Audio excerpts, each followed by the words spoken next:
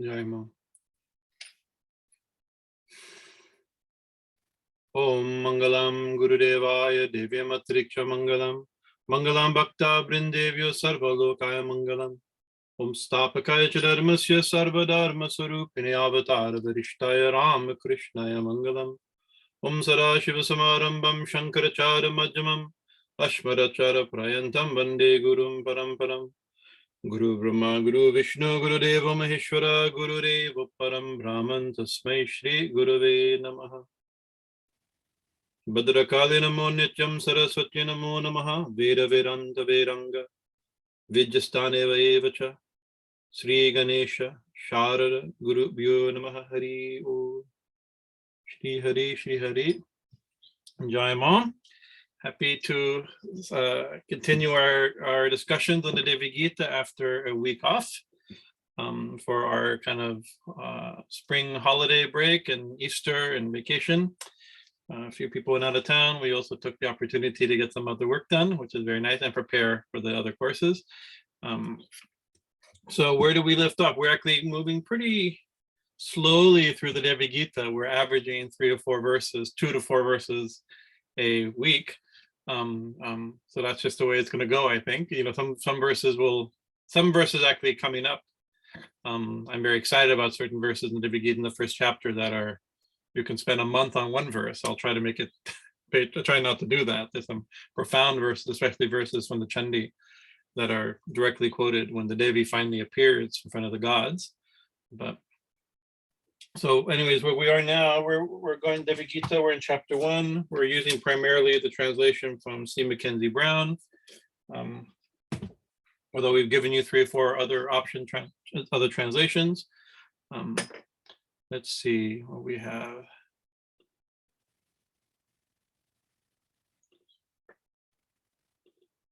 You can see that? Okay, good.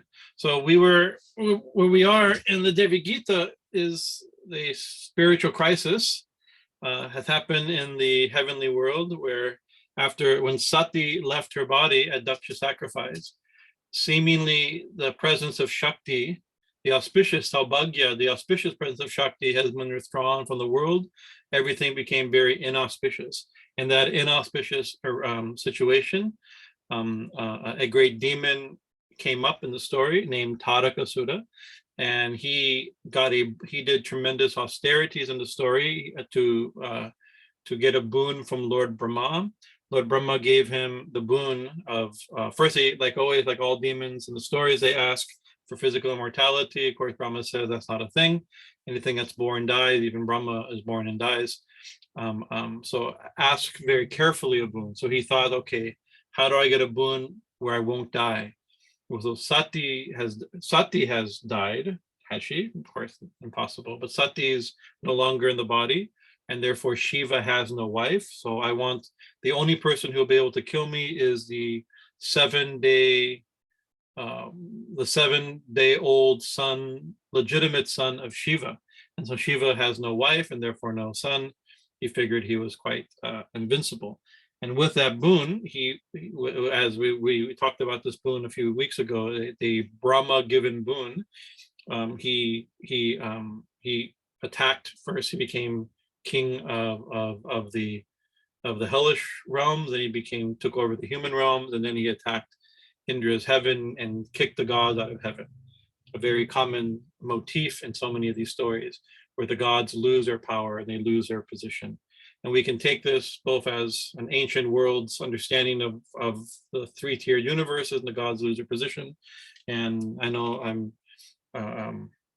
Swami Lakshmanji, the great Kashmiri Shaivite saint, he made a comment one time when things were going wrong in this world, right? Some, a drought, something like that. He always said, this is due to mismanagement in the upper worlds, right? And so he would do yagyas and things like that to rectify and right the upper world, so that this world be better. So there's that idea, but we can also take it, and we've taken it a little bit more personally and psychologically or symbolically, that the gods in the story are also our higher faculties, our higher tendencies.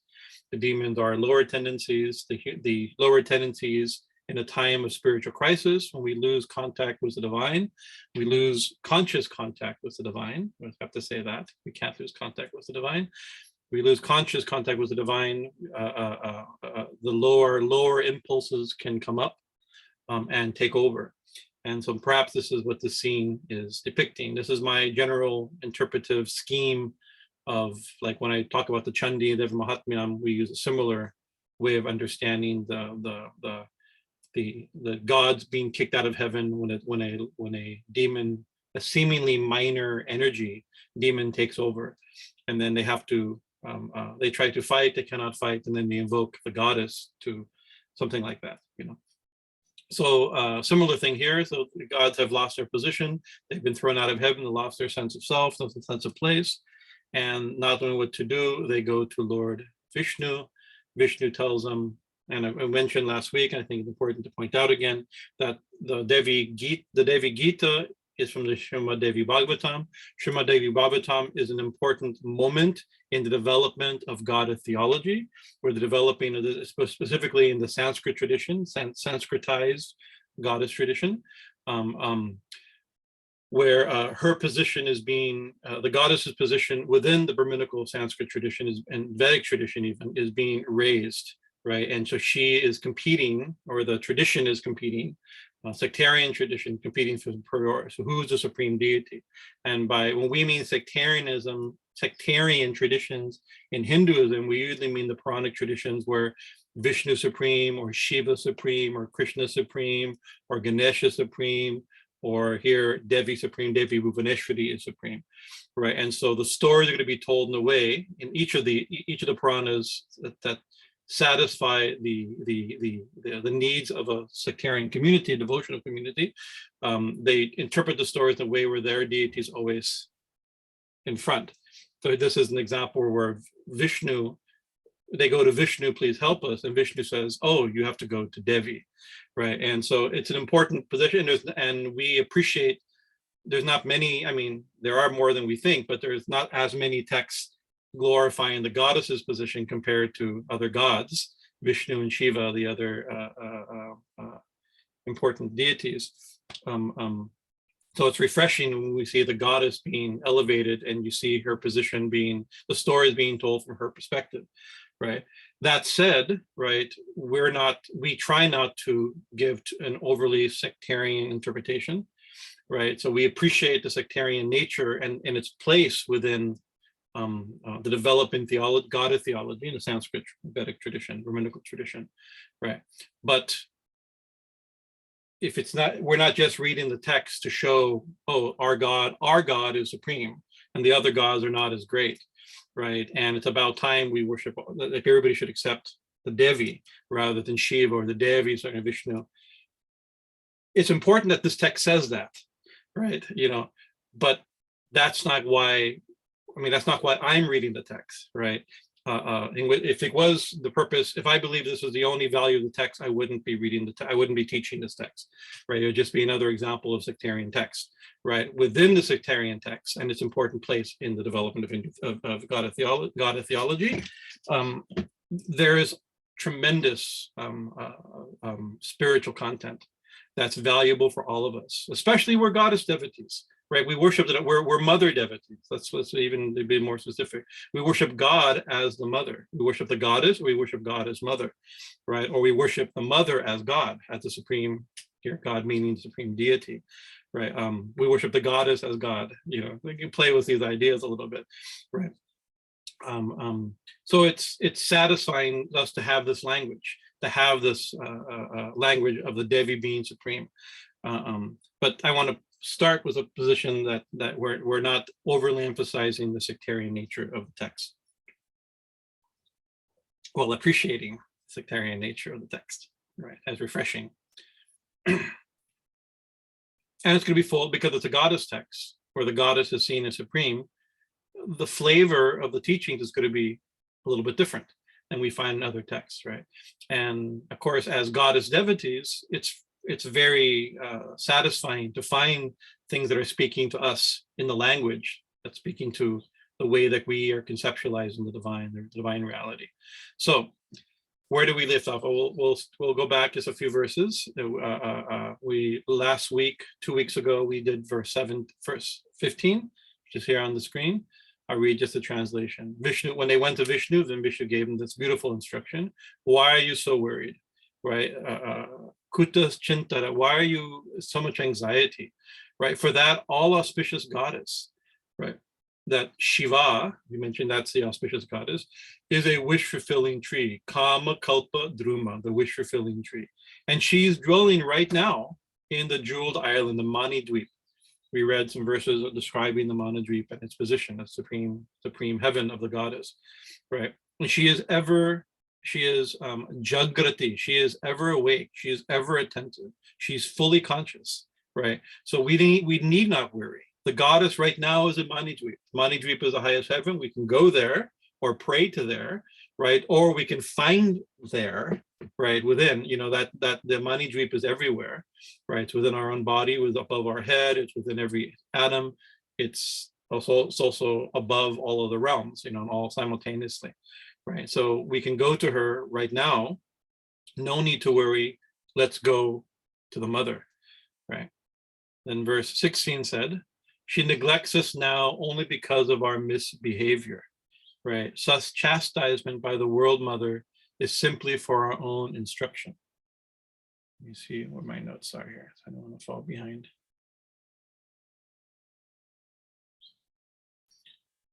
So we spent a little bit of time and we had some interesting discussion afterward on this concept of this verse, right? She neglects us now because of our misbehavior.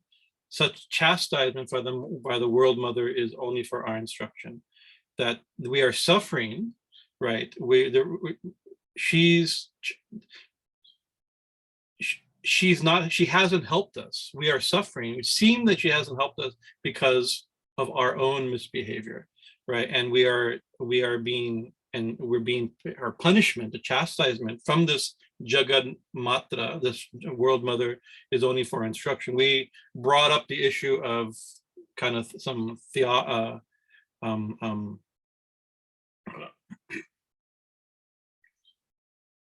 theodicies of like why they're suffering. We talked a little generally, why is there an omnibenevolent deity like Shiva, she described as all auspicious, right? Allows suffering. So we gave some discussion on that. We engaged in some discussion on that, and then we tried to bring it a little bit closer to not just interpreting why they're suffering in general, right? Why would all beloved, omnibenevolent deity allow suffering in general, right? There may be reasons for such occasion, right? But how does the devotee take this? How does the devotee see it's her own suffering, his own suffering, their own suffering, our own suffering, right? We take it very personally that this is directly in relationship with the Divine Mother. And what we there's one point I was satisfied is my own rephrasing of the problem, right? So I'll reread it because it helped me think about it. And we mentioned this as why are we suffering? According to this verse, we're suffering because she is neglecting us, right? And neglecting here means you can read punishing us. So, okay, that personally, right? Why is she neglecting us? Why is she punishing us? Because of our misdeeds. She neglects us only because of our misbehavior. That's what that verse says, right? What is the cause of our misdeeds? Is that we are neglecting her, right? She neglects us because we are neglecting her. So we left it there, right? I wanted to add another line to this kind of equation. So it's why are we neglecting her, right? That's another more profound question, right? So that is the other question. We are suffering because she is neglecting us, seemingly. She neglects us because of our misbehavior. The misbehavior ultimately is that we're neglecting her. Why are we neglecting her? Neglecting her, we're not conscious of her. We're not consciously conscious of her, right? We're not, so why not? She's everywhere. She's everything. She's everyone, right? She's the wish-fulfilling tree, right? Why are we not conscious of her? it may just be because we haven't got to Vishnu yet, who told us about her, right? So here the gods maybe didn't know about her, right? And they got to Lord Vishnu, and Vishnu gave them this powerful teaching that she's no need to worry. The Divine Mother herself is right here, the auspicious mother who's a wish-fulfilling tree, satisfy all our desires.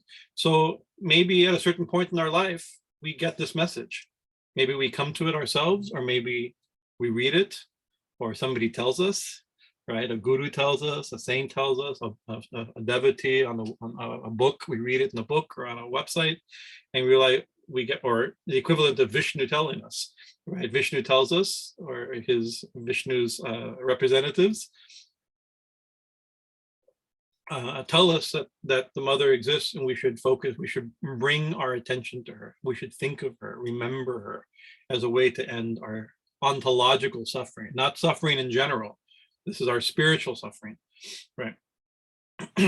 So, okay, now we have the information. So some of us with that information then put our attention on her, right? But some of us, I mean, I have to, don't reveal too much of our inner, I'm not reveal too much of our inner struggles, but some of us, even with that information, are still suffering, right? We're not, because we're still not conscious of her, because why are we neglecting her? Why are we not conscious of her? So in the language of Sri Ramakrishna, right, he would say that we're not spiritually hungry for her, right? If we had longing for her, naturally we couldn't forget her. We wouldn't at least we wouldn't forget her, or we'd be the condition of not knowing her or not remembering her would be unbearable if we were spiritually hungry, right? In the Bhakti Sutra, some of you have attended or listened to our classes on the Bhakti Sutra, Narada Bhakti Sutra. One of the definitions of bhakti that Narada himself, I think Narada lists a bunch of definitions, and I think he gives his own definition. I don't remember if it's his own definition or if it's one of the definitions listed by other saints and other sages. But one of the definitions is that one finds forgetting God unbearable, right? You know, and the fact is, some of us, we forget God and it's not unbearable.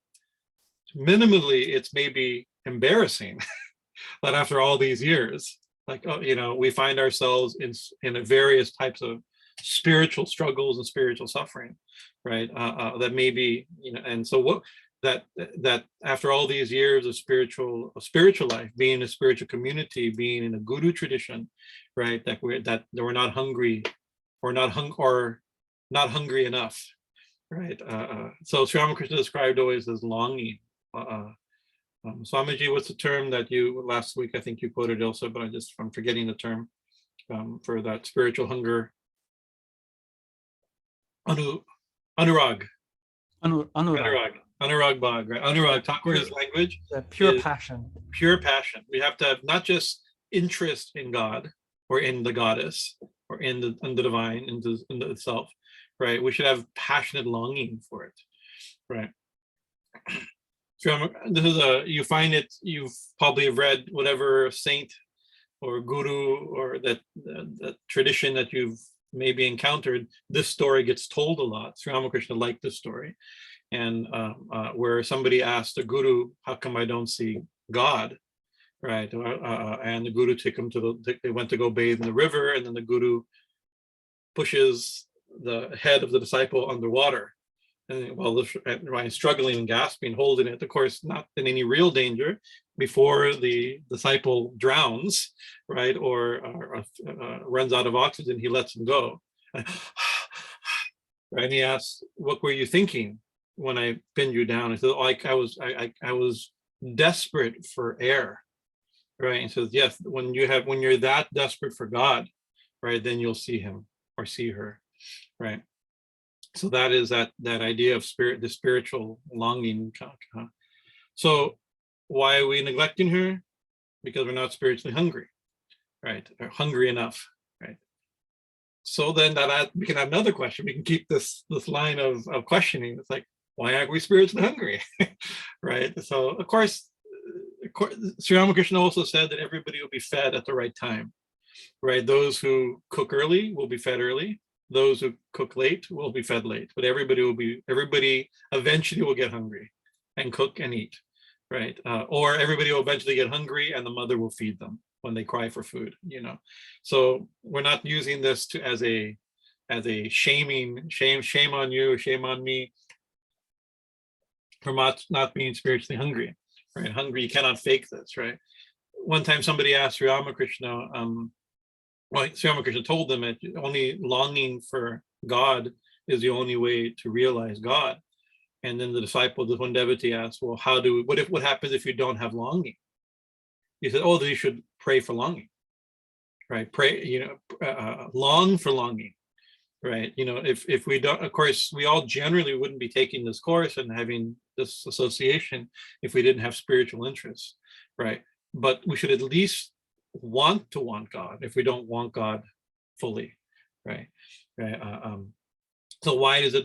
So one reason that we're not spiritually hungry is that the time isn't right, and we have to go through various experiences, perhaps, right, with maturity, hopefully, right.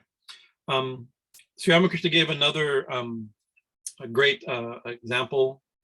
I may have already used this in these classes but it's important. I think about it every single day, so I mentioned it more than once. It's because it's really important, I think. So my understanding of spiritual life, what the spiritual reality is, and how to realize it, all based in one simple story or example, metaphor. Swami Bhajanananda said, like a magnet, a needle is naturally drawn to a magnet. Let me get out of this real quick. I'll go back to the verse in a second. A needle is automatically drawn to the magnet, right? If it doesn't have to do anything, it's its nature. An iron needle is nature to be drawn to a powerful magnet, right? So he says, like, the soul's nature is to be drawn to God, right? It doesn't have to do anything, right? And if a needle, a metal needle, an iron needle is not drawn to the magnet, there must be some reason. That's the reason. What happened? Why is it that we're not spiritually hungry? Why is it that a needle is not being drawn towards God? One thing, it could be far away. That's one answer, right? So by association like that, you bring it near. Naturally, if you bring it near the magnet, there'll be a reaction. And that also, example in that verse is Ma is a wish-fulfilling tree. She's a wish-fulfilling a tree that gives all desire, but you have to get under the tree for that to work.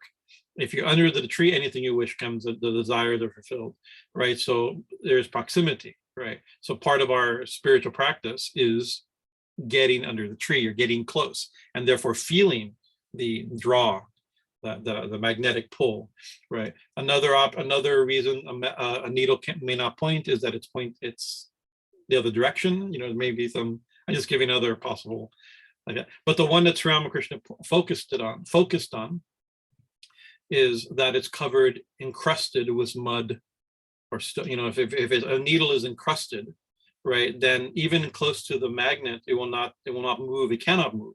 It may not be, the pull may not be obvious. So what do you do then? You purify, you wash the mud or the clay away from the needle. And as soon as at a certain point, the enough has been washed away, the natural attraction will become obvious and be pulled, right? And so what is that washing of the needle? That these are practices that are designed for purification of the mind and heart. Our Guruji, Sannyas Guru Swami Bhajanananda Saraswati Maharaj, he will say again and again, and there's been 2-3 years where this was his continuous message to me, right? The only purpose of sadhana is manas shuddhi, right? That's his statement, right? And what's manas shuddhi? Purification of the mind, right? There's no other purpose of sadhana. Of course, he's being emphatic for point. There's maybe other purposes of sadhana, but to understand that all the practices we're doing, they don't get you God. God's not, Swami Turiyananda said, he's not like what is it, eggplant that you can go to the store and buy it for a certain cost. You do a certain amount of thing and you get your eggplant or something. It's not like that, right? It's not a commodity. There's no barter system. There's no economic principle there, right?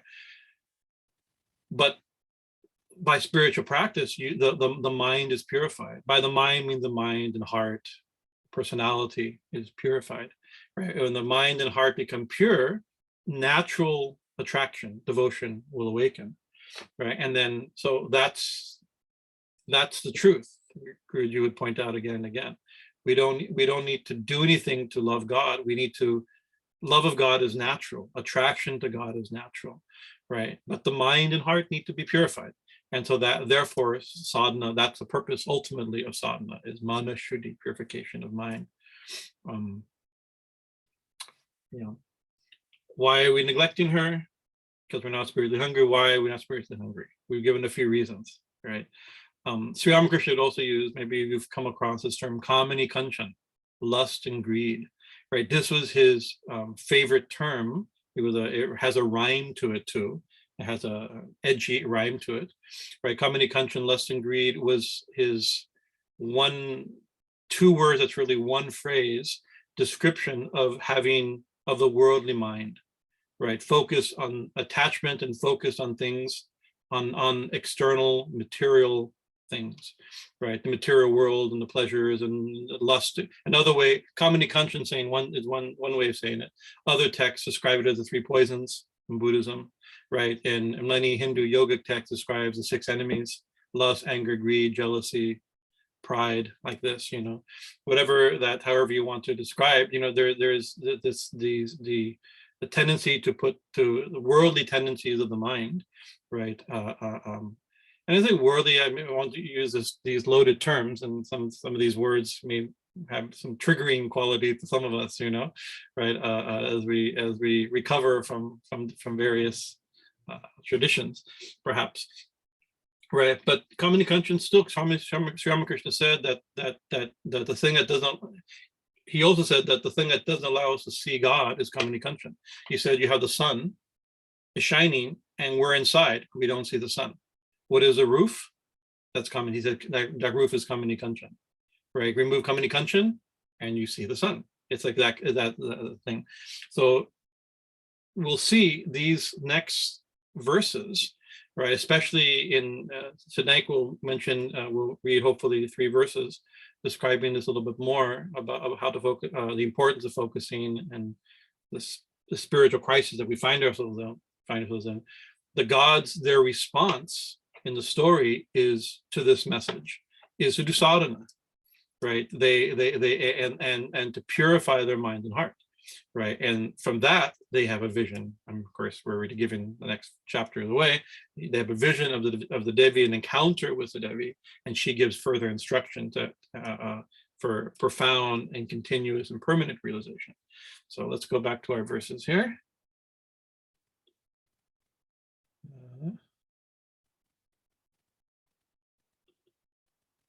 Okay. We read this one too. I think we read 17. No, this is the verse that we're on now, I think.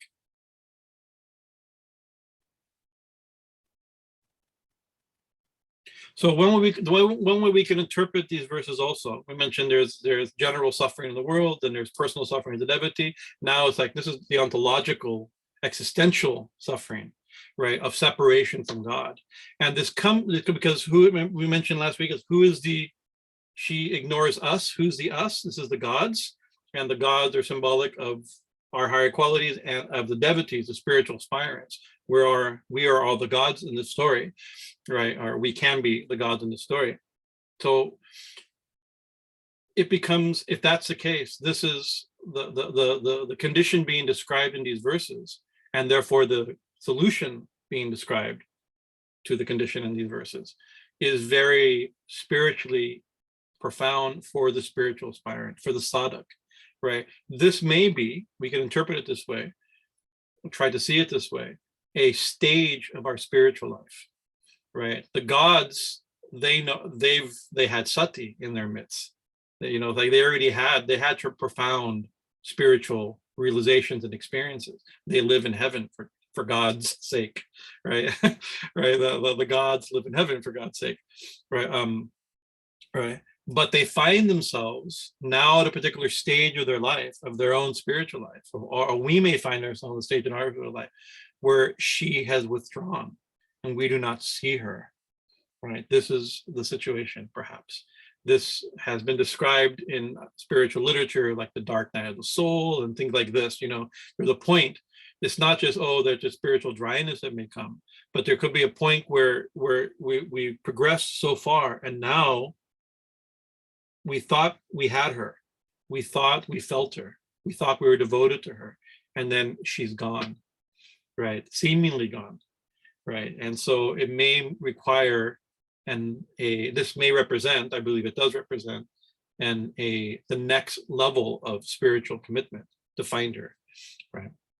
So the Vishnu is saying here, let me see,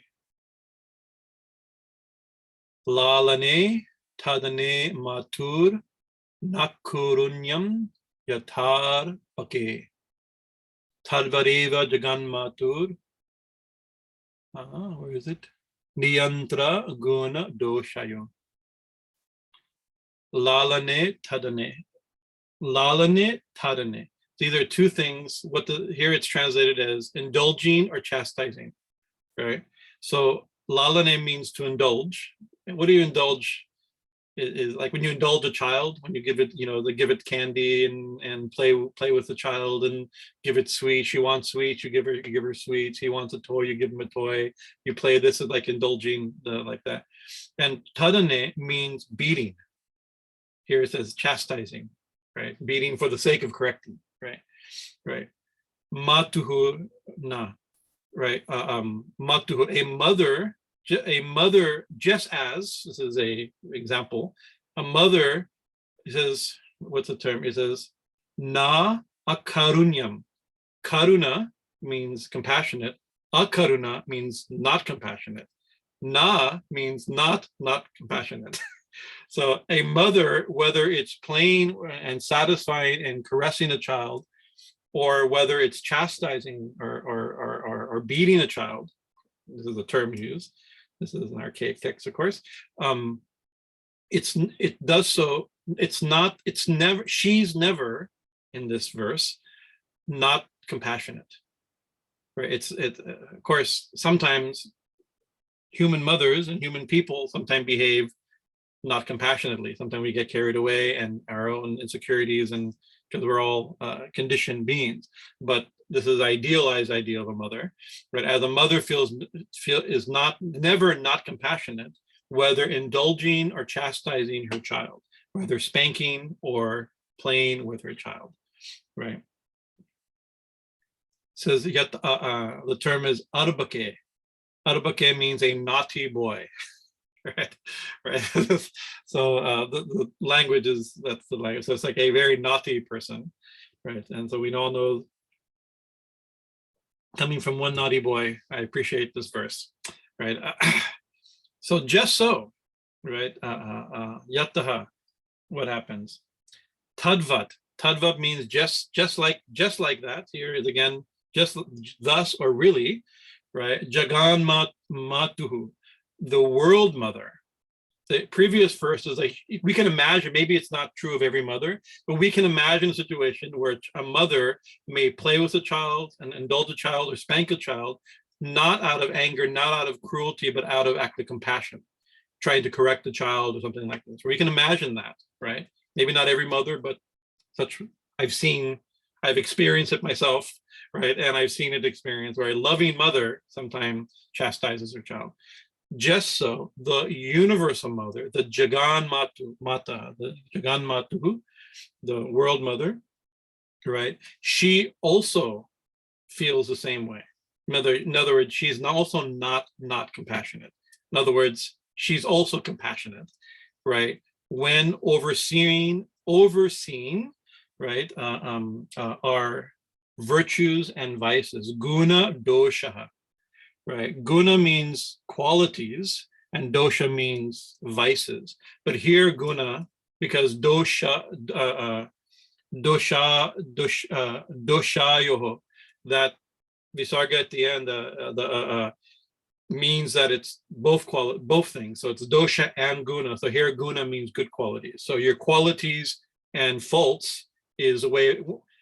Guna could be any quality, but when you say your qualities and your faults, both your qualities, I love you because of your, or in spite of, or of your qualities and faults means your good qualities and bad qualities, right? So in context, you understand what guna here means, right? So niyantraha, this niyantra means to control, to check, to tame, to restrain, right? So it's not just overseen. This is the translation. It's actually designed to train us, right? To train our qualities, right? She's, by her seeming always compassionate, seemingly indulging and chastising us, right? She is doing so only to train us, right? To train, and what is it? What you're training? Our qualities, our good and bad qualities, our virtues and our vices.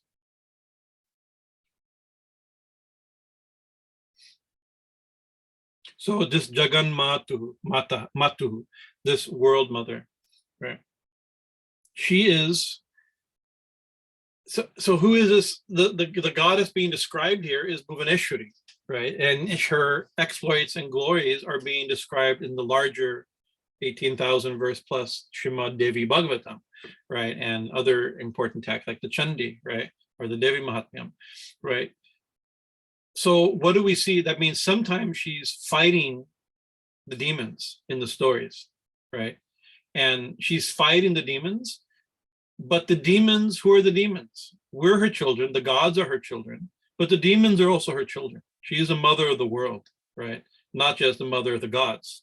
She is a mother of the worlds, everyone in the world, right? So when it says whether she's chastising or indulging, so sometimes she's indulging in the gods and chastising the demons in the stories, right? But she's doing so only also for the demons' benefit, to control them, right? We may have already, I think I may have already paraphrased this verse from the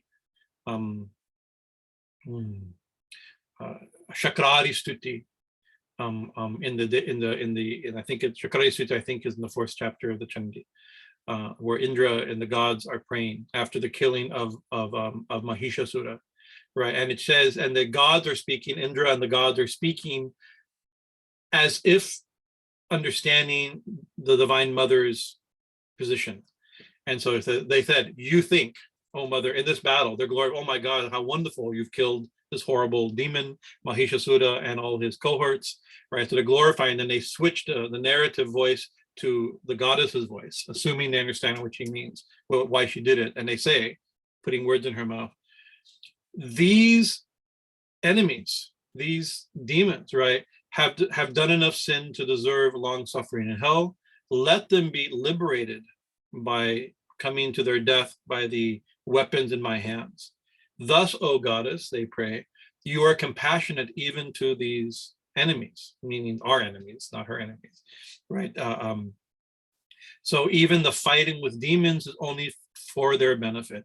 If we take this a little internally and psychologically as spiritual aspirants, we can see each of these demons representing different, perhaps representing or embodying different aspects of our own in regenerate gunas, right? Gunas and doshas are various vices and like this, right? That even our vices, they're divinely ordained. They've been created by the same mother. She's a mother of everything, and not only every being, but every part of being, every part of our being also.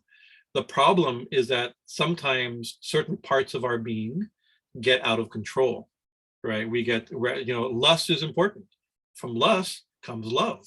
From lust comes family.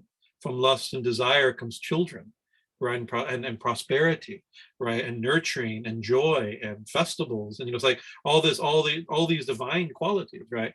Right. But when lust takes control, maybe there's a problem, right? Any quality, right, has its, every quality has its place. The problem is when a demon, this is a line in the Chandi a lot, becomes Indra, it sits in the seat of cognition. It becomes a Lord, right? Rather than having its proper place within the organic personality, right? And so she's compassionate to every being and every aspect of our being. So here are virtues, gods and demons, are virtues and vices. Now, but here, of course, that's a general state. I believe this is in commentaries that have made this point, that this verse talks about the jagan-mātur being the mother of even the demons that she kills in battle and things like that. But this is not about the battle. This is about the gods not feeling her, right? Why not? She is ever awake, but we don't, but she's not. She seems not to be conscious of us because we're not conscious of her. Why are we not conscious of her? Because of our virtues and vices, right? So this is the training of our virtues and vices. She's creating these situations, psychological, spiritual situation, for our own good, for our own purification, right?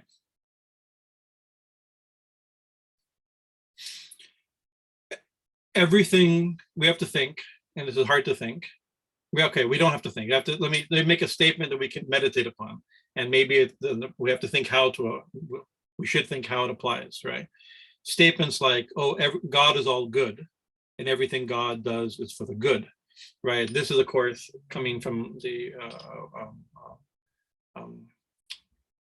This is not always the definition within Hinduism of God, right? God is all, good, bad, and beyond, right? But let's take a more general thing, not like God is all, that only good happens and everything God does is for the good, or everything that God does is for the good, right? In one sense, this verse may share, at least at a deep, profound spiritual level, our spiritual crisis at least is for our own good.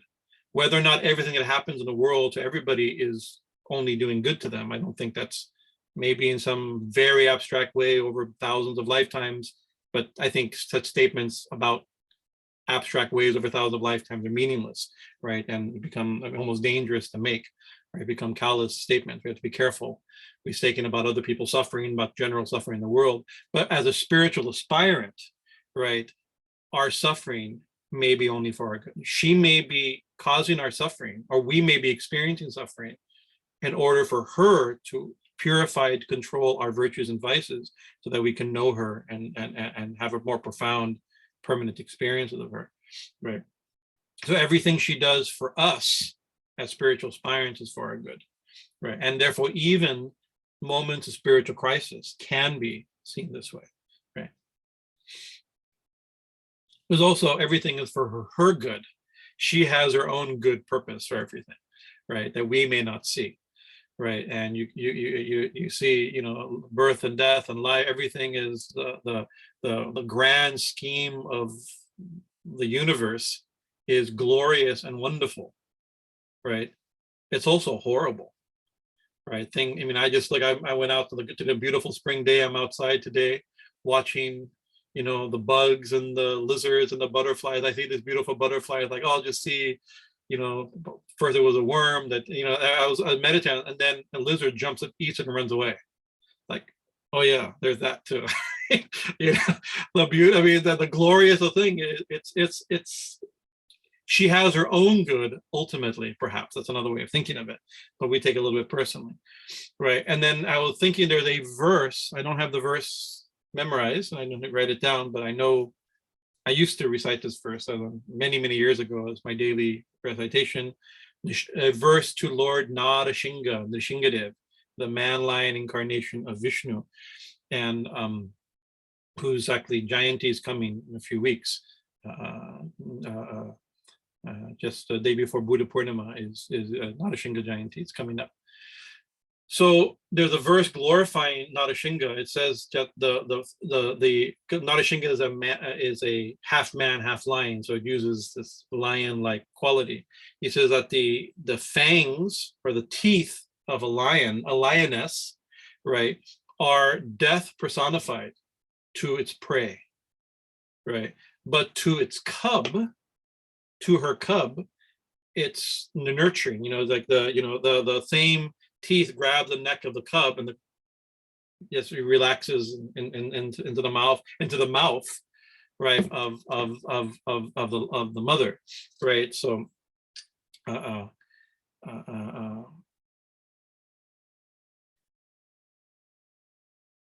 different experiences can be seen very differently. We'll flesh that out a little bit. So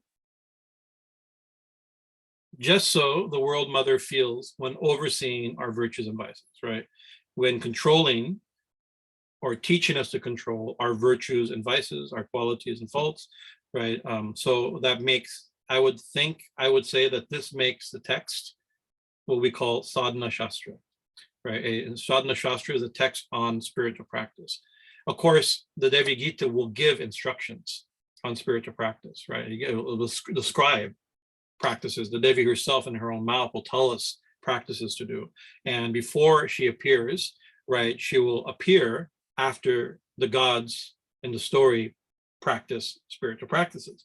But the very setup is giving us details about sadhana, right? So understanding this as sadhana shastra gives an interpretive clue or scheme, principle as we go through the verses. Verse 18. Let me move my thing. Aparādho, aparādha bhavatyeva. Aparādho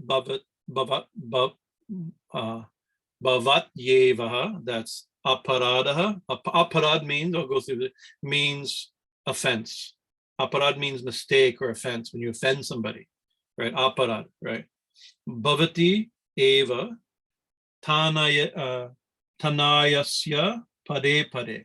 So tanayasya means a child, right? A son, actually the term is, but here means just a child, one's child will commit mistakes or offenses, pade, at every step, right? And it's not, we could think, oh, that shows its intrinsic sinfulness, perhaps, right? Not that, it's just the nature of a child to make mistakes, right? You know, and baby soul will make mistakes, right? That's how we learn, right? Right. And so our Padam Guru, our Swami Yogiraj Handiya Baba, our guru's guru, our Dada Guruji, Yogiraj Handiya Baba, he had a great line. I think about this line a lot. One of the things that are always in my mind. And he says that a child's incessant running lies hidden in its falls. What a great line, right? You see a child, you know, unfortunately this year we didn't have our Easter egg hunt. We usually have our eggless Easter egg hunt on Easter. Last couple of years we haven't done, hopefully next year. And the joy of it, watching all these kids run, was great excitement, running through our garden, right? It was great joy and excitement, running through the garden, right? How did they learn to run this way? Right, they're joyful and I like this term, incessant running.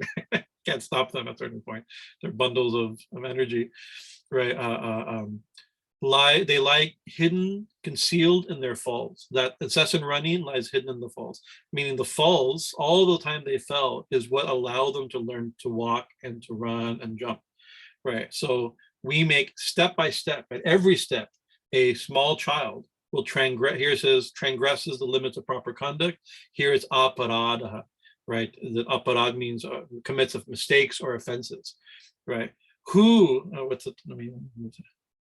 Ka paraha sahate loke kevalaṃ mātaraṃ vinā. Ka paraha, who else? Ka means who, right? And paraha means other or else or another.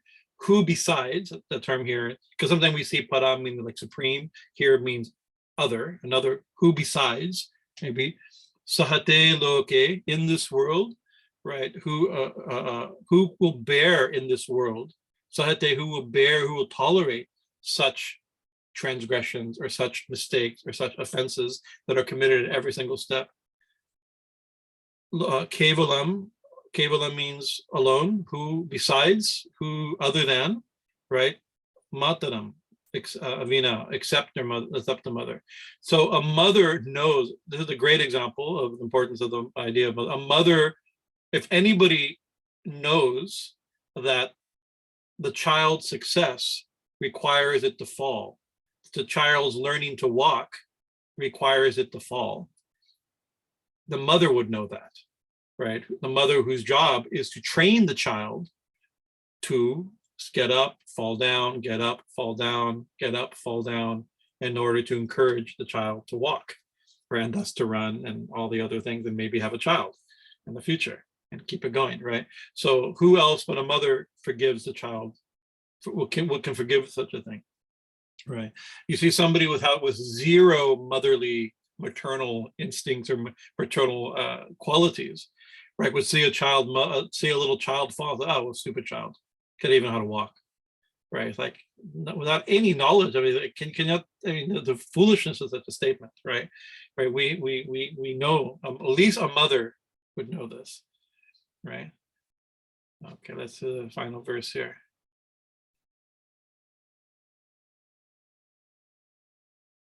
I can go back to this verse here.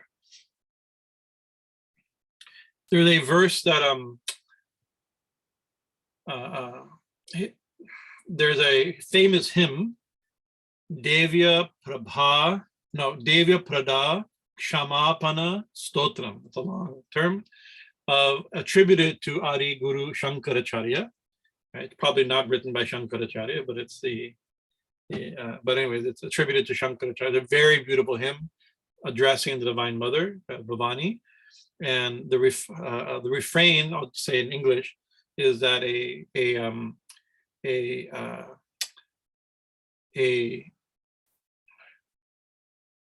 what's the term? A bad son.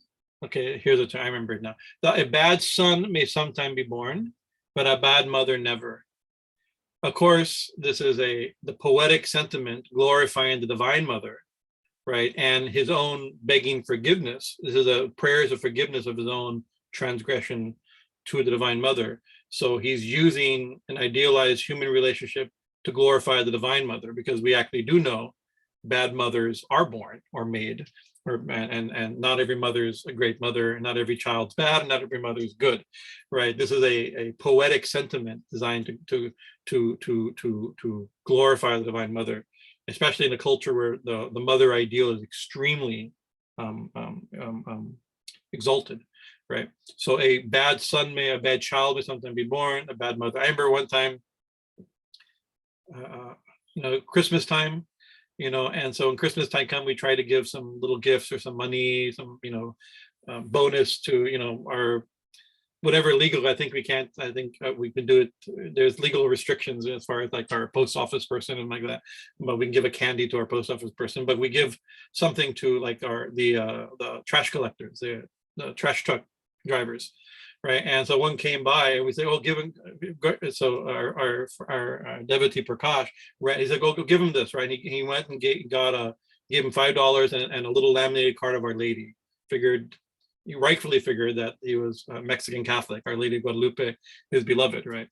And so he ran up and knocked the guy, opened the door. He kind of climbed up on the truck and gave him this, and immediately took the thing and put it up and took the picture of Our Lady, touched it to his forehead, and then put it on the dashboard. So you can see he was probably a Catholic Mexican devotee of Our Lady. Very beautiful little moment. And then he asked, so what do you guys do here? Because we're dressed. I mean, he ran up dressed in a skirt, in a white skirt, and stripes and things like this. So so what do you guys do here? He says, oh, this is a mother temple. And then Prakash knew what to say to this person, knowing his a Mexican temperament also, like part of my family temperament. And he quoted this verse of Shankar, right? That a bad son might sometimes be born, a bad mother never. And the man, like, it's true, immediately like got emotional thinking about, this is his view of his mother and a view of of Mother Mary also, right? So there's a cultural trigger for such a sentiment, right? But this idea also that we may be mistaken. I mean, I think this verses can be taken very simply.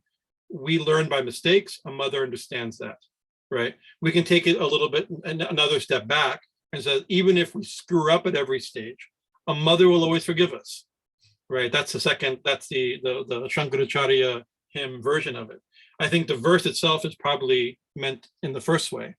We learn by mistakes. A mother understands that. Our Divine Mother understands that all of our mistakes are the way where she's training us to become better and higher, right? To come to her, right? But even if it's not, even if it's just, we just screw up again and again, whereas misfit kids, as naughty boys, as naughty children in the previous verse, right? Still a mother has, at least in this idealized way, in the poetry of Shankara especially, a very glorified idea like this.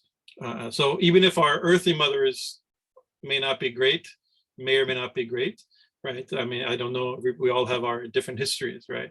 Sri Ramakrishna said the earthly mother is the closest to the Divine Mother, right? Because theoretically, the earthly mother will give so much, will forgive so much, will forgive her children, as well as tolerate so much for the benefit of the child. But he says the earthly mother isn't the same as the Divine Mother, because the earthly mother still has some sense of selfishness and tinged into it, because we're all imperfect, suffering from the Kamani-kanchan, from the three poisons, or the six enemies. We're all conditioned beings, right? But motherly love, in an idealized way, is very similar to the Divine Mother's love. That's one of the reasons we describe God as the Divine Mother. Mother at its omni-perfect perspective. So, sahate loke kevalaṃ mātaraṃ vinā.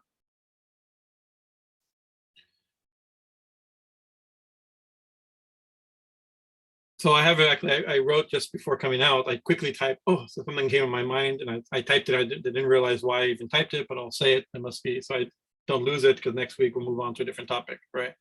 To that poem of Shankara, a bad mother may sometime be born, but sometime horrible mothers are born, I hope your mother, you had wonderful mothers, and our wonderful mothers, right?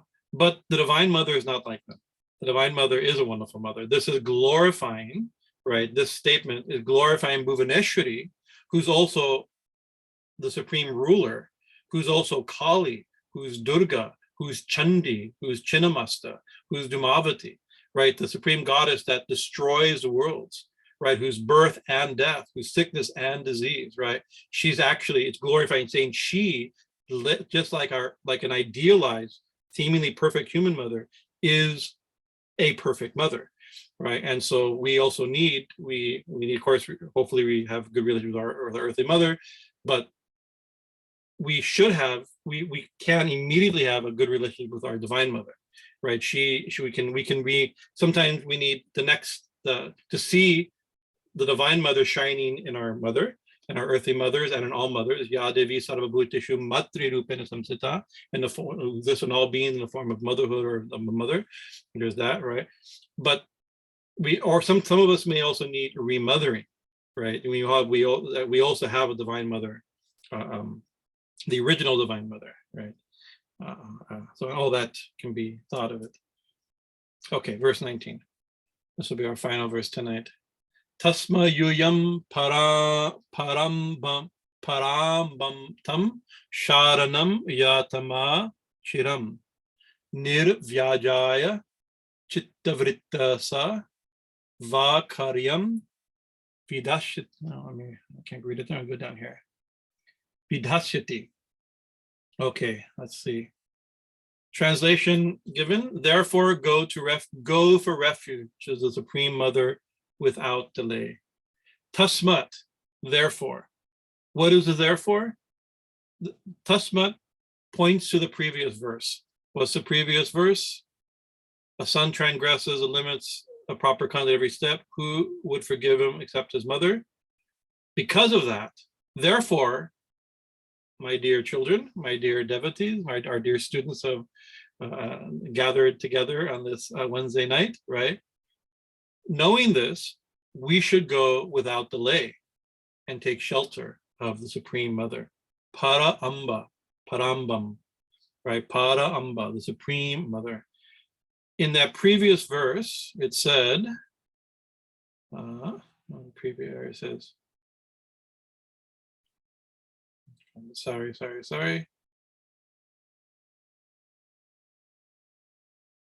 Ko para, who besides, right? Who, so that paraha means other. That just shows that language. Para means supreme, right? Highest, supreme, foremost, superior, but it also means other, right? So again, this is the other. The supreme mother is also different than an ordinary mother, right? She's the highest possible mother. She's different. Therefore, we should go to that other mother, or that supreme mother, that highest mother, here described as Goddess Bhuvaneshwari, without delay. We can take this, of course. This is what the text is saying. We can rephrase that into whatever our beloved tradition is, right? Therefore, seek God. Therefore, search the self. Therefore, know Brahman. Therefore, seek salvation. Therefore, we can make this move. But this especially playing on the mother idea, that the mother is especially the idea, the concept of mother, of God as mother, as the goddess, as the supreme mother, right? Bhuvaneshwari, the supreme mother, really lends itself to responding to this spiritual crisis, moment in sadhana, where we need to see her and we don't see her, right? So this is how. Therefore, tasmat, right? Yuyam, you all. Interesting, the word yuyam sounds like yums, you all. Right? Yuyam para amba, Supreme Mother, tam sharanam yata ma chiram. Go without delay, right? Go to her without delay. What is this sharanam? Sharanam. Sharanam means shelter. It means surrender. So go to her for shelter. That's a simple meaning, right? Go to her, right? Go, but also means surrender, means surrender to her. That's a harder thing to do, of course, than to go to somebody for shelter, ask for help, accept help, and to surrender oneself to that person or to that reality is not the same, not always the same action, right? It also means to submit, right? Surrender also means, you think about, like, when you surrender to somebody in a war, I mean, you submit, right? Submitting to them, right? Submit, it means to capitulate, to yield, to concede, right? All these type of meanings are there in Sharanam, right? We're reminded, Swami Bhajanananda reminded us, discussing these verses, he reminded from the second chapter, beginning of the second chapter of the Gita,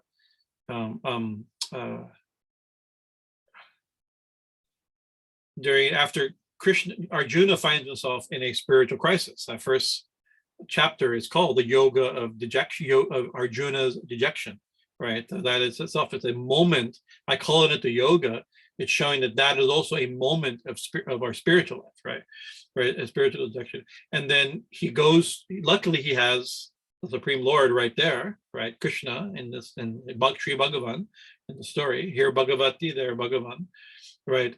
And Krishna gives a little bit of chastisement and tells him he's being foolish, like that. And then Arjuna takes the first step. He says, I am a soul. I don't remember the verse is not in front of me. You can look it up.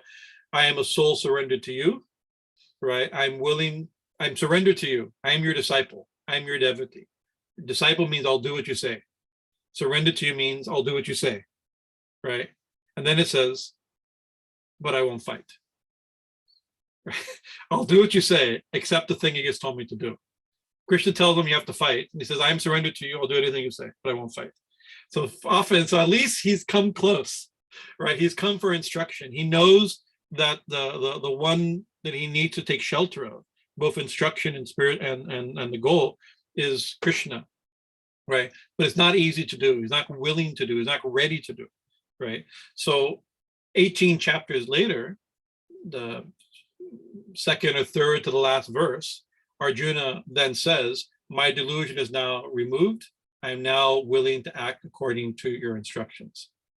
Right, so it's like, so those 18 verses or 17 verses at that point, right, are designed to get him from I surrender, won't do what you're saying, to I am surrendered, and I'll do what you say. Right. So that's also surrender. And so we have to surrender to her. We have to go to her and surrender her, take shelter in her. Let's take Sharanam begin. The first thing, take shelter in her. Right. But then they're going to do sadhana. They're going to purify their consciousness, their mind and heart. They're going to see her. Right. And then they're going to ask, give us spiritual instruction. And then she's going to give spiritual instruction. So then they have to obey her. Right. So it's not just go to her, you have to obey her. Right, you have to do what she says, right? Right, go to the Supreme Mother without delay. Well, how do we do this? Okay, let's see the second half of the verse. I forgot to read. Let me see if I can bring it, make it bigger so I can read it.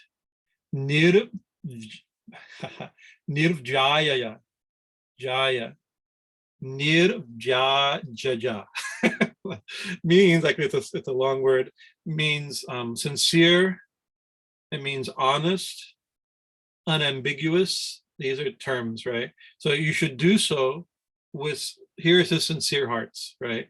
Do so with full, and it says chitta vritya, nirjaya jaja, jaya, chitta vritya. Chitta vritya means with your feelings, heartfelt feelings, right? In such a state of mind, with full feelings, with having felt this, with full sincerity, go to her, right? Honestly, right? Sa va karyam vidhashati. Sa long, that's sa long a, that is she, right?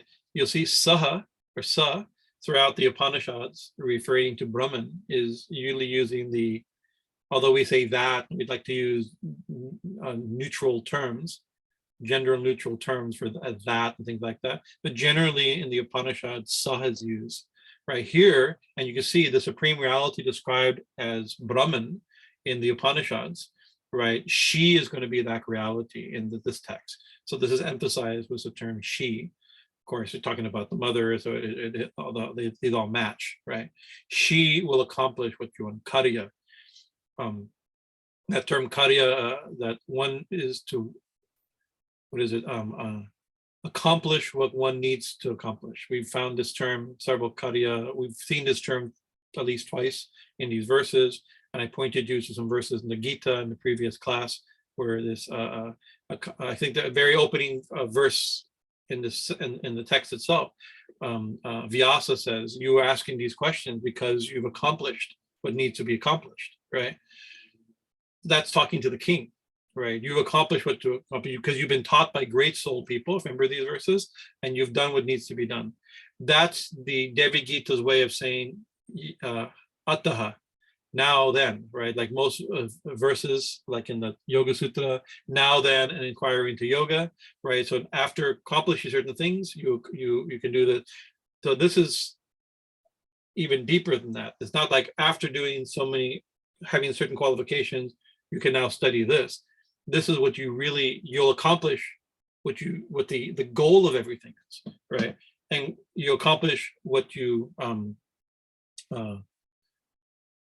karyam, what you want, what you wish.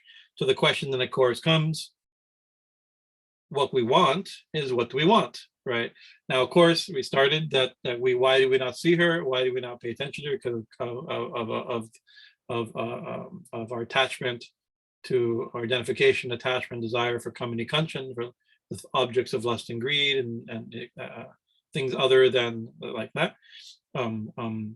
So what we really want is, we think what we really want. Of course, she is one verse that we've. It's in, yes, I think it's in the new module for module 7 for the Hindu goddess course. I gave one verse. Kali Mahakali Kali Ke Papahad Parameshwari Sarvanandakare Devi Narayana Namaste. This verse, the beautiful verse that she is Sarvananda. Kali Mahadevi, Kali Mahakali, Kali Ke Paramesh, O Supreme Goddess, Sarvanandakare, who gives the highest bliss. The verse I didn't give that we often chant before then starts the same way: Kali Kali Mahakali, Kali ke papaharini, dharma kama pade Devi Narayana. Papaharini, destroyer of sin, or the remover of sin. Kama, Kali Kali Mahakali, Kali ke papaharini, dharma kama pade, who gives dharma and kama, who gives righteousness or religiosity or observance. Dharma has so many meanings, of course, and kama, who fulfills desires. So she fulfills, of course, the real desire, idea in these verses, is desire for a union with her, substantial, substantive union, experiential, and substantive union with her, right? But she fulfills all desires. She can fulfill all desires. One way we think of that is that when our ultimate desire is fulfilled, all desires are fulfilled, what we really want. But we shouldn't necessarily take this absolutist stance immediately. If we have her, all of our desires fulfilled, not just all our desires go away, but also our other desires, our legitimate desires, our human desires. Remember, she is the full, she loves everyone and all of everyone. Right, and so we have the 4 goals of life, and the classical 4 goals called Purushartha, the 4 goals of life: dharma, artha, kama, moksha. Dharma we mentioned, kama is things of enjoyment, artha means wealth, prosperity, and moksha, liberation. Right, and then of course the devotees will sometimes ferret out from moksha bhakti. Right, that's another perspective. Right, but we really want we want the highest spiritual goal. Eventually we'll want the highest spiritual goal. We may not want the highest spiritual goal yet. Right, if we go to we may want our mother. That's the thing is, okay, we are equating, and this is my tendency as a sannyasi, my orientation, to equating the Divine Mother as the ultimate goal, right? But the mother is also the one who will eventually give us the ultimate goal. Right, but will give us, the mother appreciates us at every step, whatever our desires. She fulfills all our desires. If we want her, she satisfies, we get her, she satisfies all our desires, right? As well as eventually the highest desire of final liberation, freedom, mukti mukti pradaya. She gives liberation and as well as enjoyment. Right, these verses are like that. Para ambam, the Padam, the supreme mother, right? So we can go back a little bit because we have to, this mother, the whole theme of these verses is her motherly nature, right? And we have to go back to, of course, like a mother, the supreme goddess trains us, our good and bad experiences and our chastisements and like that, in order to and understands that our mess ups and our offenses along the way are the way we grow, all these verses like that. But so that's like, she's like a mother, right? So that's the thing, is God is like, very much like a mother. The supreme God, goddess, Brahman, the supreme is like a mother. She has these motherly qualities, right? But mother here also can also mean Paramba, she's the supreme God mother. So it's not just like a human mother tolerates the mistakes of her children for their own good, to train them, right? The supreme mother is the source of everything, right? So mother here means source, mother here means womb, mother means substratum, mother means like maternal sentiment, the maternal, like this, so many things like this. We came from her, we exist in her, we are part of her, right? Another way of saying that, a little more deep, is not only that we came from her and exist in her and are part of her, she is expressing as us, as everything, right? And every aspect of us, right? So that realization is very profound, right? When you think of what it means that she is the mother, and the mother, and the way I think that she's expressing, because the miracle, I mean, I can't even get emotional just thinking about the nature of motherhood, right? But child is made of its mother, of her mother, right? right? And it breathes its mother's oxygen. It eats its mother's food, right? It's built of its mother's body, right? There's a moment of a very traumatic, but a divine moment of birth, right? Where then there's still a connection, but then that connection, in order for the full realization of the potential of the child, the connection is also cut. We cut the umbilical cord, right? And that it seems and we seem to be separate from our mother, right? This is a perfect example of the Divine Mother. We are made of her, we exist in her, but there seems to be at some point a sense of separation, and here we are. She's playing separate parts for her own mysterious purpose. So she loves us, to use almost like Mahamami status of the Divine Mother, right? And in the Devi Gita, these are some beautiful devotional statements we made, not just that we should love her, she loves us like a mother, more than a mother. She's like the Divine Mother that she is, right? And she wants us to come to her, right? That's she wants herself to, at the end of the game, to realize herself, right? So she wants us to come to her, right? That is the secret sauce of devotion, of spiritual life, of devotional life. That we awaken. As we awaken, we desire to know God. We desire, right? Maybe if we're lucky to have this tradition of the goddess tradition, to know the mother, not just in the idea of God, but even the mother idea of God, which is so sublime, so subtle, so perfect for this, right? But she also wants us. She also wants us to know her, right? And that's the thing. That's like it's the nature of the needle to be attracted to the magnet, right? We said that, right? What's the nature of the magnet? The magnet is trying to attract needles, right? Its nature is it pushes aside to create, and it's trying to get back also. There seems to be this wonderful play of creation, a manifestation, right? And then again, finding our way back home, back to the womb, back to the mother, to accomplish what she wants. So we'll end a few. We're thinking about this as go to her for refuge. She will do what we want, right? So that's like go to her for refuge. We have to do something, right? And then she will satisfy our desires, right? So is it self-effort? Is it grace? These bring up another big theological question, right? Of effort versus grace, right? So actually in Hinduism, we don't make as big a deal about it. We don't need to make as big a deal between effort and grace. Because remember the idea, I quoted Swami Bhajanananda, that all sadhana is manashuddhi, or the idea of Sri Ramakrishna of the needle being pulled towards the magnet. We have to wash the magnet. We wash the needle and then it's naturally pulled. So our effort is like that. Sri Ramakrishna said that, what did he say? The wind of God's grace, many of you know this statement, is always blowing. You simply put up the sails and catch that wind. God's grace is always there, right? We have to do minimum something, right? But then we realize perhaps that us desiring to put up the sails is God's grace, right? It's God. She is making us desire to put up the sails, and let's catch her wind, right? So it's very mysterious, this combination, right?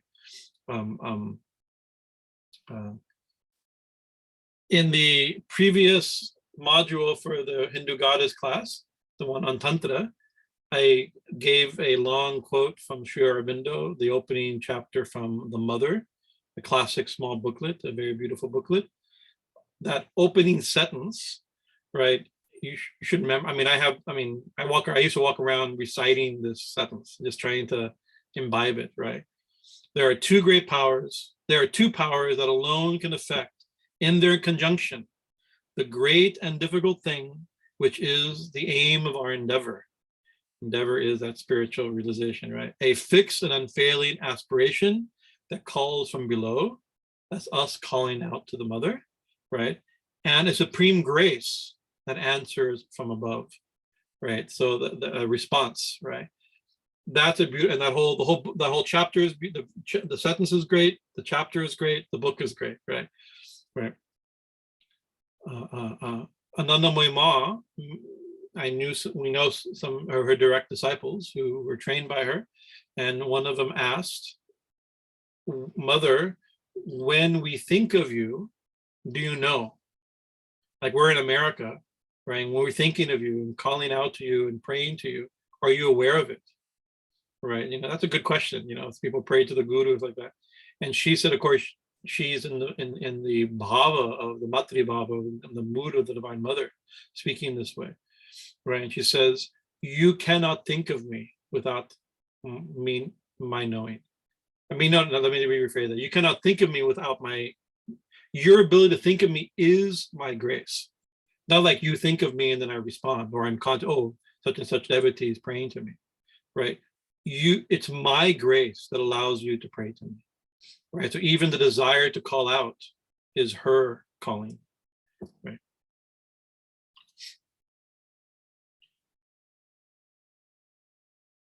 And then, the famous, beautiful line of we all have our favorite lines from different saints, right? My favorite line of Paramahansa Yogananda is, everything else can wait. Everything else in the world can wait, but your search for God cannot wait, right? It has to, so another way of saying this, the way I sometimes rephrase it in my own mind, is that we have so many thoughts. We have so many desires.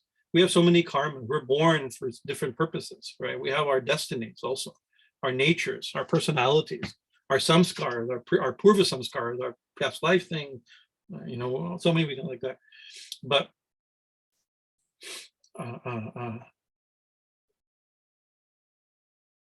but our desire for God we shouldn't forget. How should I say it?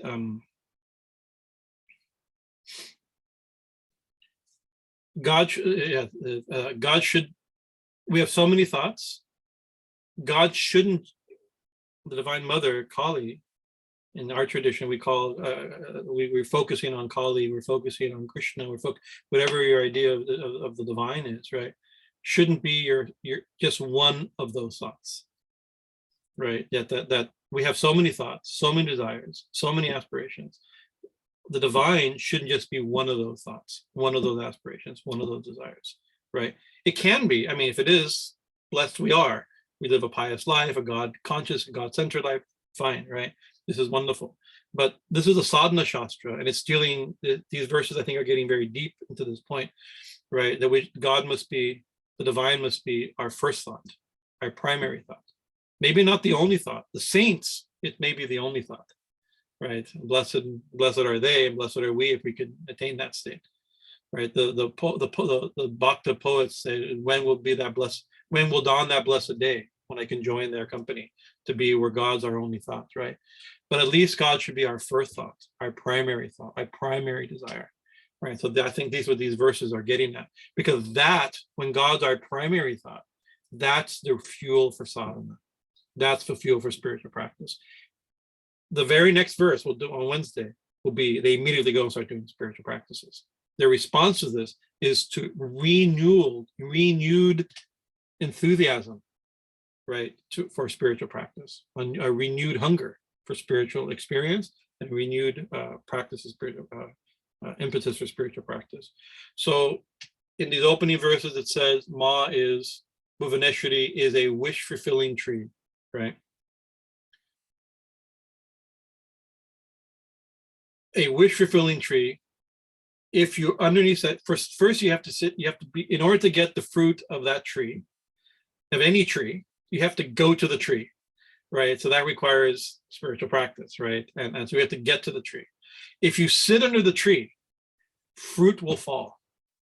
If you live a spiritual life, you live with God, right? And you do your general spiritual practices, right?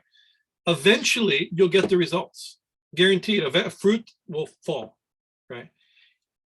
If you're hungry now, if you have spiritual hunger, that means you want the fruit now. If you want the fruit sooner, what do? You shake the tree, right? You can shake the tree and get fruit, right? That is devotional sadhana with the spiritual desperation to get God. So we'll leave it there for tonight. 3 verses. That seems to be our standard. What time is it? 8:30. Well, sorry, guys.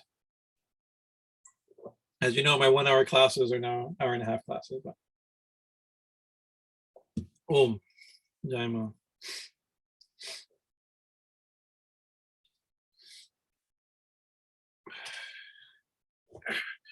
Yes.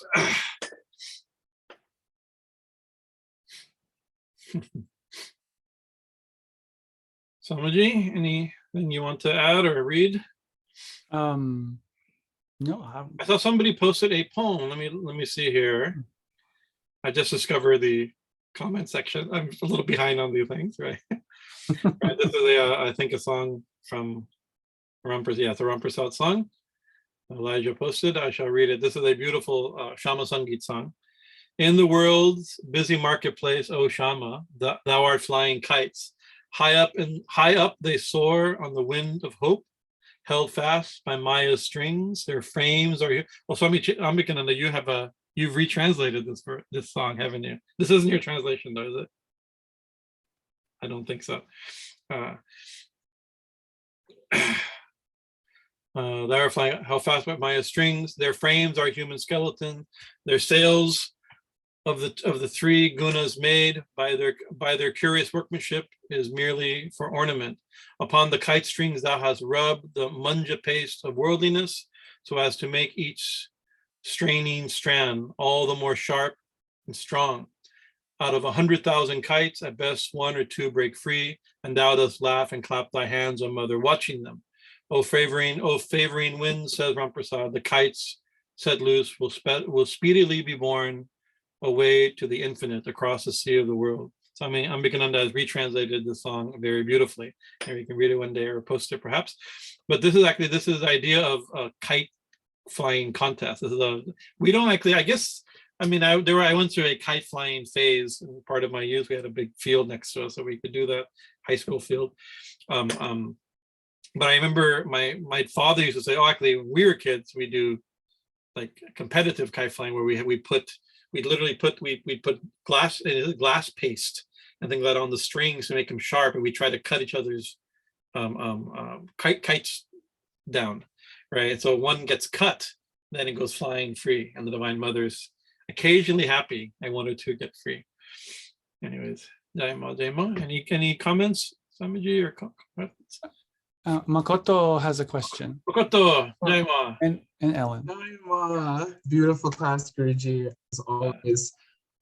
So this talking about the mother as the chastiser of her children, and this kind of interplay there, it makes me think about the Shama Sangit poems where the devotee would chastise the mother. The kind of ninda stuti, the chiding songs.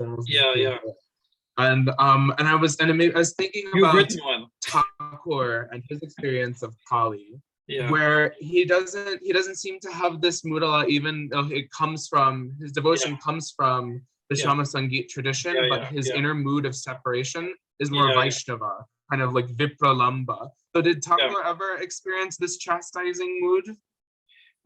I'm not sure, because in the Katamrita we don't have those statements. Although he'll tell us that we can have tamasic bhakti towards her, right? And you can demand, this type of, we can have different moods towards her. We can demand our desire on her. But this idea of chastiser, he liked these. He quote these songs. But I'm not so familiar with him actually taking this mood of being, oh mother, why are you naked? Aren't you ashamed to stand on your husband this way? These type of things that he sometimes quote these songs. But I don't think Swami Ambikananda, your work so far, have you seen Thakur in this mood where he's chastising? Not really. Like you say, he only speaks of it, but you never, as far as I know, you don't witness it. Yeah. Or he doesn't reference himself having that mood. Yeah. In the Lila Prashang, I'm not from. I'm trying to think in the Lila Prashang, which is the biographical text, whether I remember those scenes. I know sometimes when some of the songs of Ram Prasad that are these are edgy in their own way, right? But some of them, but when songs would get a little bit on the edgy side, Thakur sometimes didn't like them. He said, "Sing a different song." Right? Not that he disagreed with him. He said, "Oh, that's a different sadhak's perspective. This is not my mood." He had the mood of a child. I think that the child chastising its mother is like a teenage mom, right? we all get a point where we're like, "Mom, come on," at a certain age, right? But he was always in the mood of a 5-year-old child, and a 5-year-old child I don't think would have that sentiment. Right, the makeup for that, right? It could be conscious of its mother's chastising it, perhaps, right? But not. It's a good question, though. I know you've written a beautiful poem in that mood. Post it on Facebook if you haven't. Maybe you can post it on the. I can. It was a lot of fun. Good. That's good. You're meditating on these different ways, which has a very good. It's exceptionally good. Yeah, very, very good. Swami, you mentioned somebody else? Ellen, tell me. Yeah, there you are. Okay. Dharma. Swamiji, tonight's class, there's like a thread reminding me of last week's class and things that are happening in my own life. Yep. And I just see that I'm having the experience of, I have had that of Arjuna, the despondency, with a lot of things happening. And I think Elijah's mom was right that God gives us more than we can bear so that we can surrender to her, right? Because if we are trying to do and be, like, I just found myself personally just like so despondent, I could barely lift my feet. And when I just couldn't do anymore, I didn't do anything, but a mantra just came to me. And I started to practice, like you said, it's the sadhana. And that sadhana cleared my heart and my mind and completely changed my mood. And it wasn't me, it was the surrender to Divine Mother, knowing that I can only do this little bit, but the rest is all up to you. So I just wanted to say thank you for these classes. No, that's one image that comes to me, thinking about the nature of, especially mantra. You mentioned the mantra. Mantra is a really good way of doing this, because we have faith that our prayers and Divine Mother's blessings will fix our problem, right? And who else we could go to but our mother when we're struggling, right? We go to the Divine Mother, we go to our mother, right? And express our heart and desires and complaints, and but the mantra especially allows us to hold something to hold on to, right? In spite of the fact that some things suck, right? Not everything is good, right? And suffering happens as part of life also. And all of us, I mean, I wish you all long, healthy lives, but eventually we're gonna get sick, we're gonna get old. I hope you all get old and don't die young, but maybe we'll die young, I don't know, right? And you never know what's gonna happen. And in spite of the fact that of the very nature of the material world is full of dualities, pain and suffering, success and failure, everything like this, right? We can hold on to God in spite of that, right? So sometimes the calling out to God or calling into God, calling out to God is to make it better, but sometimes it's not going to get better, right?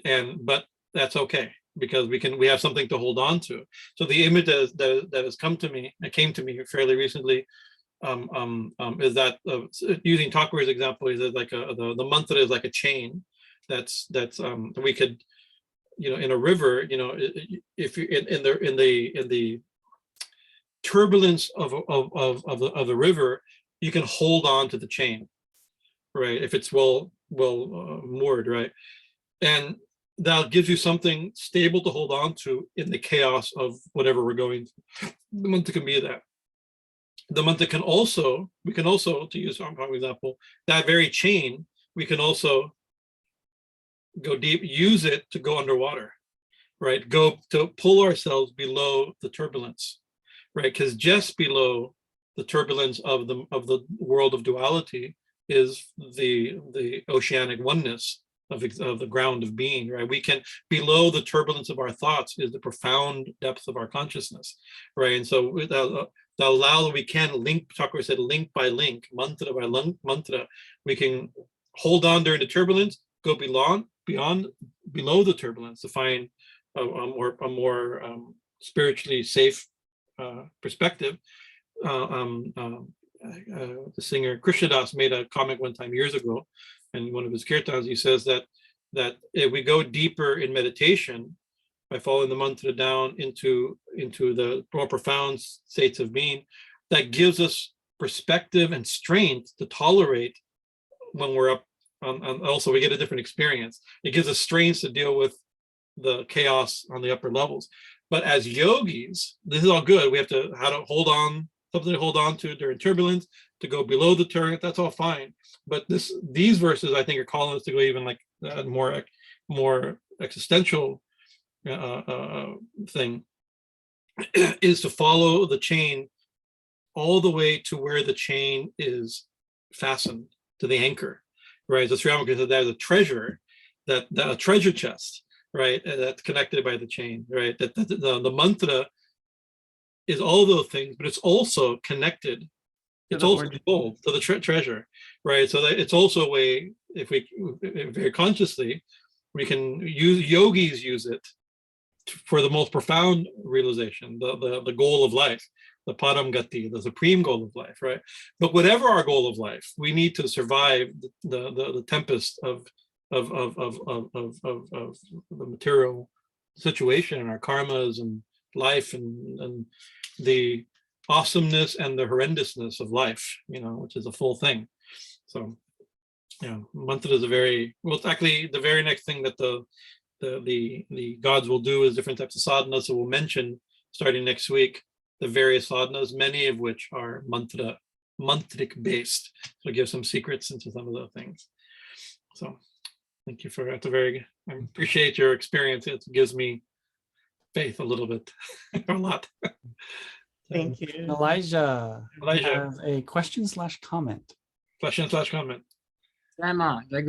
Okay, so I have a couple things. The first one was, and I'll do the comment first and then the question. In looking at Ram Prasad's poem, just thinking about this final line here, I think it's interesting that on favoring wind, says Ram Prasad, the kites set loose will speedily be borne away to the infinite across the sea of the world. And I think it's interesting that if you, on favoring winds, and it's interesting because the only favoring winds that are going to break the kite is the strong winds. Yeah. So to think about like, okay, like the only thing that is going to break those strings which are binding us to this body and binding us to this attachment or to the thoughts of the mind or desires, whatever it may be, it's only under that intense wind when that is challenged that it finally can break off and be set free.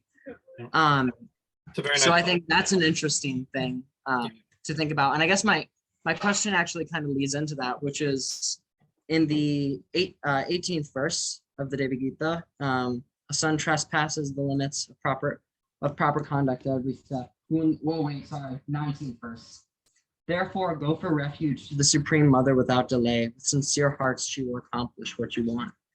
And I think the question sort of is it a fair interpretation to think, okay, so going to the mother, right? We were discussing that she lives on the jeweled island. Forget the word in Sanskrit, but going to that jeweled island, would it be fair to say that jewel island, right? It's beyond like one's beyond one's thoughts or beyond the attachments to the body or different desires, right? So then going beyond those desires, going to the jeweled island of the mother and taking refuge there. Yeah. Or could that also be interpreted in other ways as well? I think the primary meaning is what you say, right? The jeweled island is that heaven world as described in the text itself at the end of the Devi Bhagavatam, Srimad Devi Bhagavatam, is very elaborately described, and it's very otherworldly. It's described in the most otherworldly qualities, right? For sure. But it's also fully understood to be profoundly symbolic of the body, right? Of the chakras, the body, the mind, the personality. You know, it's like it's very otherworldly. It's a heaven world, right? But it's right here also, right? That because if I were to tell you, oh, why are you worried? In a totally other dimension that you can't possibly ever get to, there's a goddess that will solve your problems. That's not a message of hope at all, right? A message of hope with the kingdom of God is within. That's the message of hope, because that's immediately accessible, right? So simultaneously, it's describing a very abstracted realm, right? And there's other, I mean, also though you have to remember the Devi Bhagavatam serves many theological purposes, one of which is also the realm of her Manidweep is also the very fascinating stories where Brahma, Vishnu, and Shiva go there, and there's many things that are taught, theological points that are taught in the goddess traditions in general, right? But this verse, it says, why are you worried? Why are you in anxiety? The mother of the world, in one sense, by saying she is why you were the mother of the world, the inaccessible, abstract heaven that no male can ever attain, which is actually true, as described in the text, right? You say she's right here in the Bindu. The jeweled island is our body. The jeweled island is our thoughts. The jeweled island is our soul. The jeweled island is our home. It's every moment, it's in every place, and every, but to get there, it's right here, but really far away. That's the thing, right? Sri Ramakrishna gave the example. It's like there's a poor man that he's living in a poor shed and he's starving. He can't feed his family. And he's starving, not knowing that just underneath the floorboards of his house, there's a treasure has been buried, right? So he lives and dies as a poor person suffering, not knowing there's wealth right there. He says, if you knew there was wealth there, then you do anything to break the floorboards to get at it, right? That's the thing. So it's both. Is that like it's why are you? In other words, why are you suffering? There's gold in your own home. Dig, right? All you have to do is dig. It's another way of using a different metaphor, but yeah. Om Tat Sat. It's lovely too to think about that verse of or that idea of like the world mother is like she's before you now, because the interesting thing too is extending off the analogy from earlier that like we're born of our mother, right? And we are connected to our mother, but then when we're separated, there's that seeming disconnection, right? So I think that's an interesting thing to sort of come from, is just like she's before you now, and in a bunch of different forms. Also, I think my mom found a quote that she was reminded. That's her mom. Hi, Mom. Okay, so I was thinking when you were talking about the Sri Ramakrishna's example of the gold being underneath the floor of the pond. Yeah, exactly. Mm-hmm. And I was thinking about this quote on C.S. Lewis. And he said it like this. It says, our desires are not too strong, but too weak. We are half-hearted creatures. We are half-hearted creatures fooling about with drink and sex and ambition when infinite joy is offered us. Like an ignorant child who wants to go on making mud pies in a slum because he cannot imagine what is meant by the offer of a holiday at the sea. We are far too easily pleased. Yeah, so that's like it's like one of the top 10 C.H. Lewis quotes. This is a great one. I have that somewhere on a pad of paper somewhere. There's a good tattoo or something. It's a good one, right? What is Swami Bhajanananda? What is it? Because you're like this verse, neither hot nor cold. I shall spew you from my mouth. No. Right? That's it's like also a great line. It's like is it also? I mean. We're not even good. It's like, even if we're materialists, whatever that means, right? We're not even that good at that. That's the thing, you know, right? So St. Augustine said, "Peca con fuerza." If you go to sin, sin was gusto, right? You know, it's like everything should be. I mean, if you want, you should.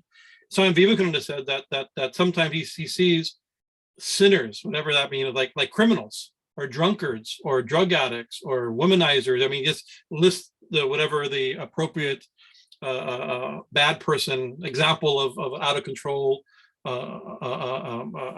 bad person is, right?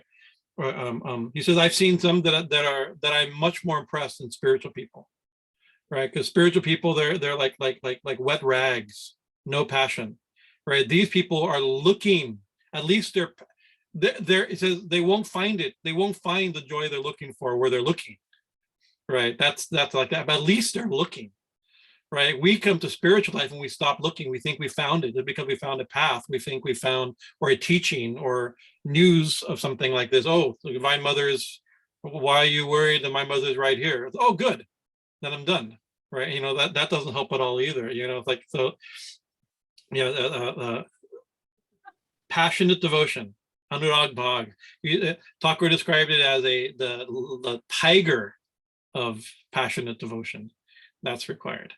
Right, a tiger, he says, and you can, you know, how a tiger hunts its prey. That's we should be finding the divine this way. He said it will rip apart your lust and your greed and all the attachments. Yeah, oh, very good. Another C.S. Lewis reference. So Okay. in Narnia, in the I did a whole. But you shouldn't quote Narnia. You need to quote Lord of the Rings. Lord of the Rings. Lord of the Rings. Wait for it. In Narnia, in the Voyage of the Dawn Treader, which I wrote a whole paper analyzing it spiritually. It was fascinating. Okay. But there's a point where Aslan comes to Eustace, and Eustace is like this total naughty character in the books, very naughty character, and he becomes a dragon because of his greed, and he puts on this gold wristband, and that turns him into a dragon because the gold of dragons turns you into wristbands. The gold of dragons turns you into a dragon. So he becomes a dragon, and eventually he goes through all these things, and he learns a lot while he's a dragon. He increases in virtue and is totally humbled and has to like surrender to the process. So on theme as well. And then so eventually Eustace flees from this battle out of he got injured in the battle protecting his friends, and he goes off to this little island, and Aslan comes to him. It's beautifully described in the book, which I don't have on me now, but basically Aslan comes, and Eustace is trying to scratch away at, you know, the scales that he's developed, right? This hardness that he's developed. He's trying to take this off, right? And then eventually Aslan comes, and he like roars, right? And then when he roars, right, that it hits off a bunch of it. But then eventually Aslan comes and he scratches the sand in front of him, and that tears away the rest of that. So I think that's just another nice one too. That makes me think of the discipline that you were talking about earlier, essentially. You know, that we go through kind of being stripped for our benefit. Yeah. Excellent. Any other comments from the gallery, upper seats? On the balcony? Let's switch views here if I can see people. Sitaram.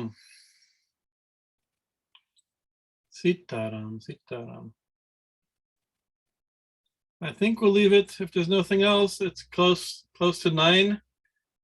So our hour class is 2 hour. Our hour class, which is an hour and a half class, is a 2-hour class. So. Or 10 or 11. Yeah. For some. That's the way it is. So, Jayama, everyone. Happy to see everyone, and we'll pick up next week, God willing. Jai Durga Devi and Giriji. Jayama, Ashley Ji. Jayama. All right. Ephraim. Om. Hariom Alex, Jayama. Om Tat Sat.